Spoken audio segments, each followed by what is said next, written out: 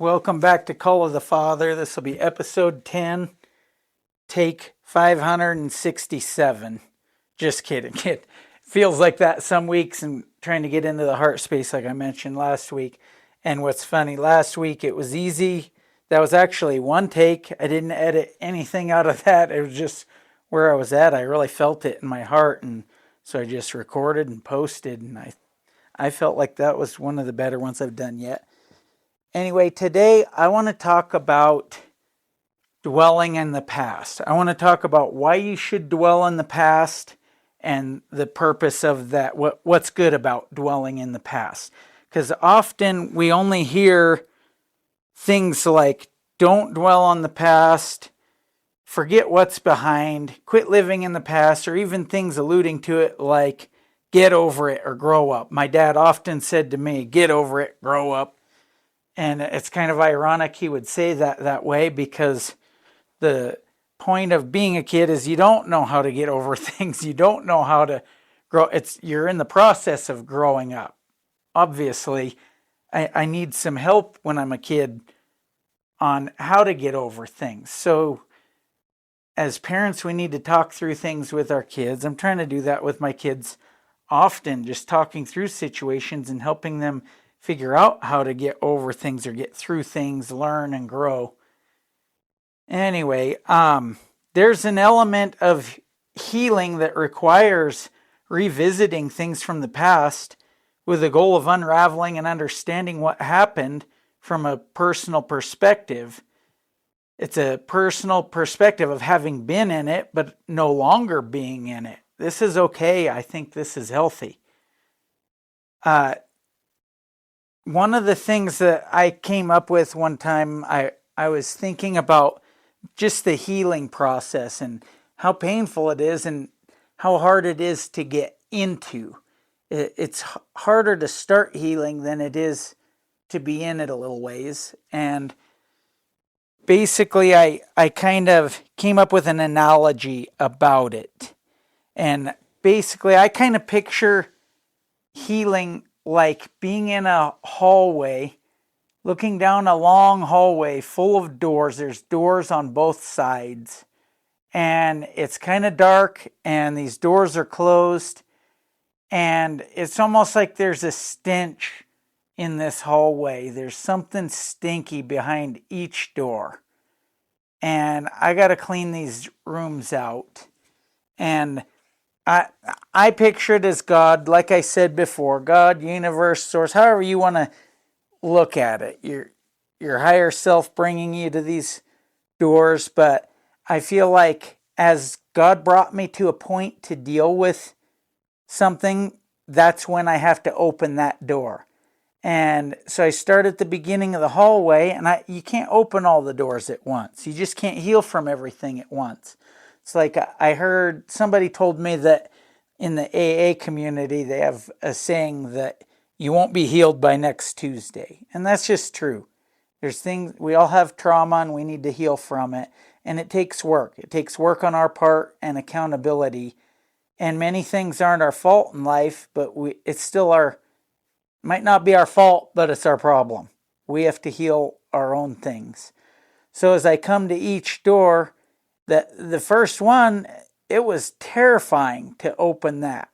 I've had so much shame and dread and anxiety about opening these doors, dealing with the pain or shame. I just trust God to walk me through this now. And the first door is maybe the hardest when I started trying to heal from things from my past, and I had to look at things from my past. Each room has something in it from my life or from my past. And probably now the thing that I realize is the stench that might be in each room had more to do with shame than anything. That it was the stench of my own shame. And a lot of those things, like I said, were not my fault. But it's my job to clean these rooms out. So then with this analogy, as I go down this hallway, I open one door at a time, and it might be a little bit before it feels good. I clean out a room and deal with something that I needed to deal with to heal, and I clean out that room, light a candle or smell good in that room, and then I go to the next room. And it's hard too, but it's not maybe as hard as the other one, because now I got this experience under my belt of healing from something, opening a door that I didn't want to open. It was too painful, or seemed like it was going to be too overwhelming. And I opened it and I cleaned that room out. And I go to the next one and it feels like, okay, I'm not maybe looking forward to this any more than the last room, but I know that I can do this hard thing now. And as things go, eventually I get to the end of the hallway and it's getting to where I'm like, man, this is not hard. And it started to feel like God would bring me to a door and be like, hey, there's something stinky behind that door there. And I'm like, well, damn, let's open it. Let's see what's in there. I'm not scared anymore. And just feeling good about healing. And then eventually I get to the end of the hallway, and at the end of the hallway is the door facing me. And I think I'm there. And I open that door, and holy shit, it's a whole nother hallway full of doors. That's called leveling up. That's the way I kind of look at it. And it feels overwhelming at that point, like, oh my gosh, I got to start all over. Anyway, that's one analogy I came up with about healing that I just felt like it just put things in a perspective for me that was kind of fun to look at it that way. Anyway, there's definitely time to dwell on the past. There's a reason for it. Another reason that I think is very important to dwell on the past is that we can find gratitude and appreciation. I've told this story about the day that I realized that I wasn't bitter anymore toward my ex-wife and the guy that she went with. There was an affair, and it was hard to get to there. I was very bitter, and there was a lot of hurt there. But I eventually got to the point, I'd set the intention in my mission statement that I didn't want to be bitter. It didn't come by not being bitter at all. It came by going through that bitterness, dwelling on the past, dwelling on what I needed to learn. And then as you dwell on, I probably shouldn't be using the word dwell. That's the way that it's put in a negative light, and the way that we're given the message, don't dwell on the past. But really, it's like revisit the past. Revisit and see what lessons we can learn. Anyway, as I had that mission statement, I got to a point where it was bitter for a while. I was bitter for a while, and it hurt. And eventually I worked through that. And I worked through some healing and taking accountability for my own trauma, childhood trauma, past, things from the past, and reasons why I attracted what I attracted, even programming that was faulty, things that I had my own little toxic traits that I was unaware of. And they came from programming from childhood and different things along the way in my life. And I eventually learned to take accountability for those things. And I'm still learning, I'm going to still be growing my whole life, but it's always about trying to see what I can be accountable for. And as I became accountable for more things, the focus was on me and eventually what I can do better. And eventually I got to where I was not bitter anymore. And the day that I realized I was not bitter, I was doing just this. I was, quote unquote, dwelling on the past. I was driving home that day and I was remembering what it felt like before the affair and before everything. I was pretty miserable. I was thinking about how miserable it was. There were so many ways that I could not connect, and I didn't know how. I had my faults and why we couldn't connect, but I was thinking about how miserable that was. And then my thoughts turned to the bitterness that I had felt when after the affair and the all of that, like I was pretty bitter for a little while, and I kind of wanted, deep down, I wouldn't maybe have said this, but I had intentions in my heart where I kind of wanted to see them pay for what they had quote unquote done to me or to my kids or whatever. And that's not love. That doesn't come from love consciousness. And I remember this day. Then my thoughts evolved in the situation to where I was at now, and I realized I don't feel that way anymore. I don't want to see them pay. I want to see them be happy.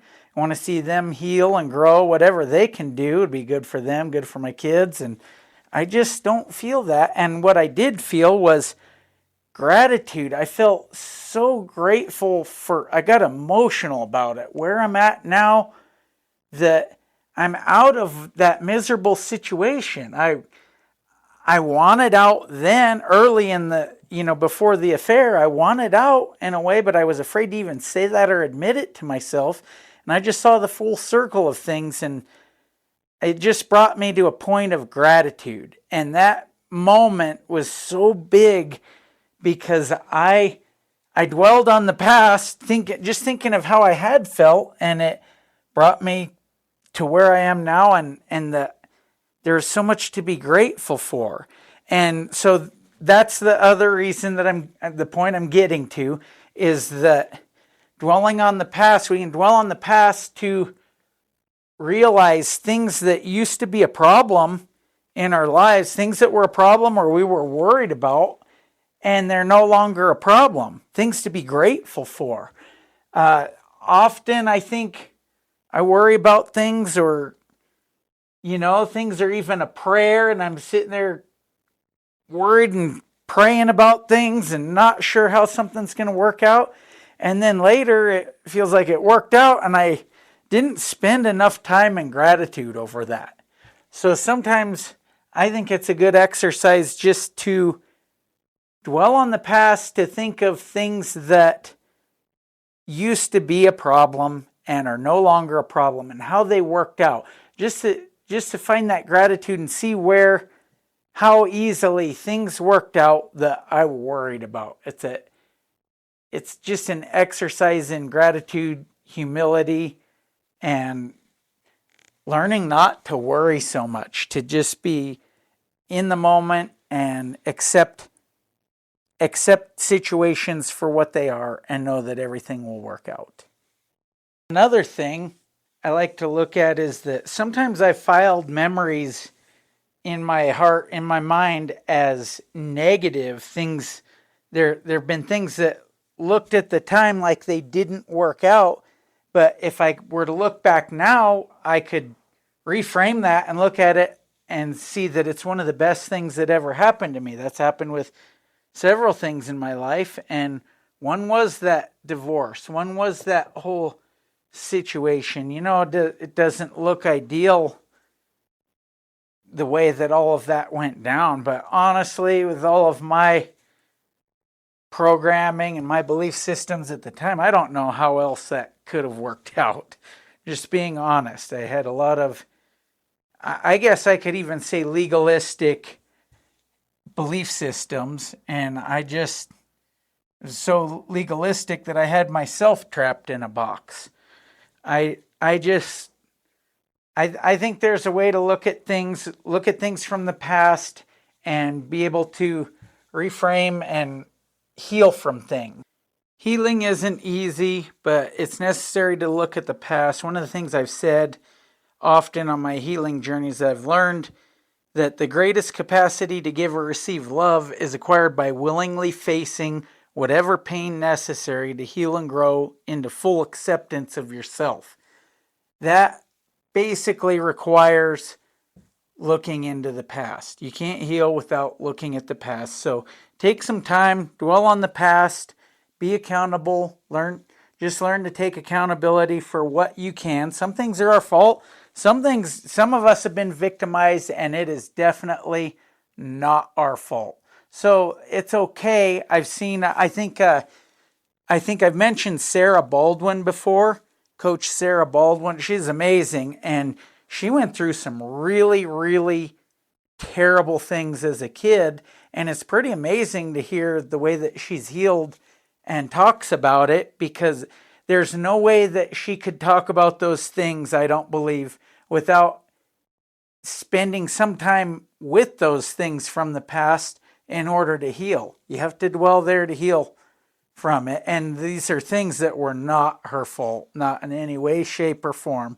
So whether it's things that you can be accountable for that are your fault, or whether it's things where you were just plainly victimized, it's okay. It's like Lisa Romano said. She uses an analogy she made, that she says, if somebody came and shot you in the leg, that's not your fault, but it's your problem now. You're the one that has to care for your leg and make sure you do what you need to for your leg in order to heal. So if you have a belief system that tells you that dwelling on the past is negative and bad, maybe think about changing your mind about that and spend some time dwelling on the past for the purpose of healing, being accountable for things that may be your fault or maybe not, just the purpose of being accountable and healing. And also, don't forget to dwell on the past for the purpose of gratitude, seeing things that have worked out well that maybe you forgot were ever a problem, and just seeing things that you've already healed from. Anyway, thanks for listening. I'll look forward to seeing you next week.